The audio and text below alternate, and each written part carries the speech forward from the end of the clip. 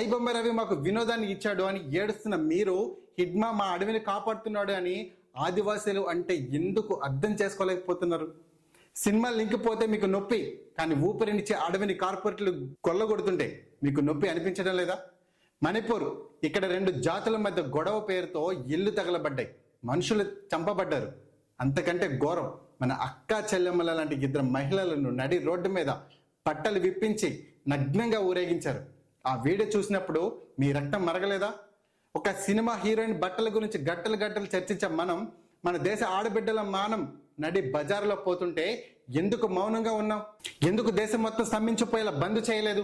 మణిపూర్ మండుతుంటే మనం మాత్రం IPL score చూసుకుంటూ కూర్చున్నాం. ఇప్పుడు చెప్పండి, మనది అసలు మానత్వమేనా? ఇక రైతుల విషయం, ఢిల్లీ సరిహద్దులో ఎముకలు కొరికే చలిలో ఏడాది పాటు మన అన్నదాతలు రోడ్ల మీద పడ్డారు, నల్ల చట్టాలను వ్యతిరేకంగా పోరాడారు, 700 మంది రైతులు చనిపోయారు. అప్పుడు మీరెక్కడున్నారు? అన్నదాత సుఖీభవని స్టేటస్లో పెట్టే మీరు ఆ రైతులు శవాలు గుట్టలకు పేరుకుపోతే వారి కోసం ఎందుకు ఒక ట్వీట్ చేయలేదు? ఒక సినిమా లింక్ ఆగిపోతే తట్టుకోలేని మీరు, మనకి అన్నం పెట్టే రైతు గుండె ఆగిపోతే ఎందుకు చలించలేదు?